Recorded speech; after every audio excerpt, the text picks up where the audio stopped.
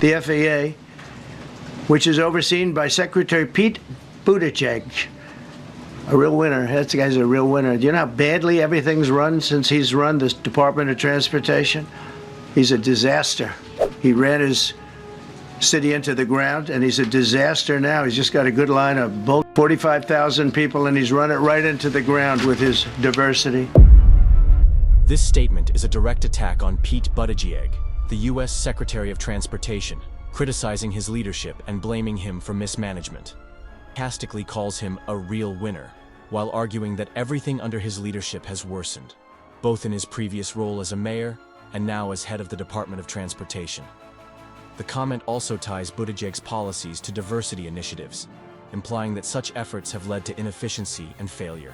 This was a job that had to be superior intelligence, and we didn't really have that, and we had it.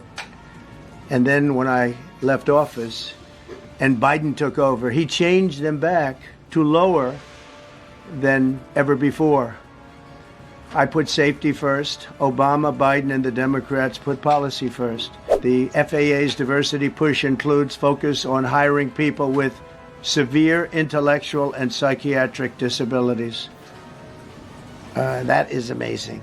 And then it says FAA says people with severe disabilities are most underrepresented segment of the workforce, and they want them in, and they can be air traffic controllers. I don't think so. During a recent press conference, former President Donald Trump shared his views on FAA hiring policies and aviation safety. He highlighted changes in hiring practices and emphasized the importance of maintaining high standards for air traffic controllers. They put a big push to put diversity into the FAA's program. The initiative is part of the FAA's diversity and inclusion hiring plan, which says diversity is integral to achieving FAA's mission of ensuring safe and efficient travel. I don't think so. I think it's just the opposite. A group within the FAA, another story, determined that the workforce was too white, that they had concerted efforts to get the administration to change that and to change it immediately. This was in the Obama administration just prior to my getting there. And we took care of African Americans, Hispanic Americans. We took care of everybody at levels that nobody's ever seen before. It's one of the reasons I won. But they actually came out with a directive, too white. And we want the people that are competent. Former President Donald Trump spoke about the FAA's diversity and inclusion hiring plan, which aims to create a more representative workforce while maintaining safety and efficiency in air travel. He expressed concerns about diversity efforts within the FAA, questioning their impact on hiring standards and aviation safety. Are you saying this crash was somehow caused and the result of diversity hiring? And what evidence have you seen to support these claims? It just could have been. We have a high standard. We've had a much higher standard than anybody else. And there are things where you have to go by brain power, you have to go by psychological quality, and psychological quality is a very important element of it. These are various very powerful tests that we put to use, and they were terminated by Biden, and Biden went by a standard that's the exact opposite. So we don't know, but we do know that you had two planes at the same level. You had a helicopter and a plane. That shouldn't have happened. And we'll see. We're going to look into that, and we're going to see. But certainly for an air traffic controller, we want the brightest, the smartest, the sharpest. We want somebody that's psychologically superior, and that's what we're going to have. Former President Donald Trump was asked whether he believed a recent aviation incident was linked to diversity hiring. He responded by emphasizing the importance of maintaining high standards for air traffic controllers, citing psychological and cognitive qualifications as key factors.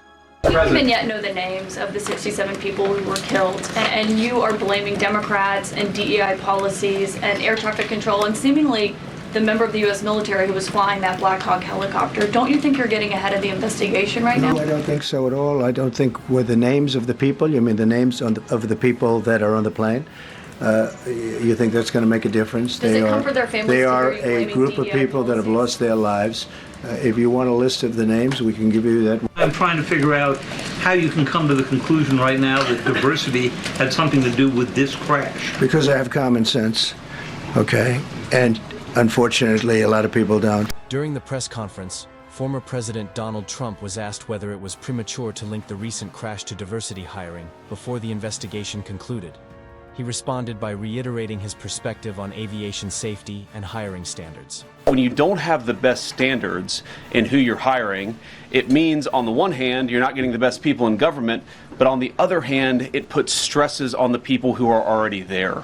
When we deal with safety, we can only accept the best and the brightest in positions of safety that impact the lives of our loved ones, our family members.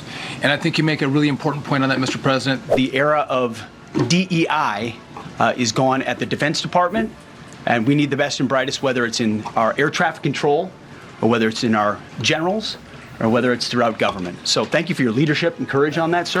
Senator J.D. Vance weighed in on the discussion, emphasizing the importance of maintaining high standards in government hiring, particularly in positions related to safety and national security.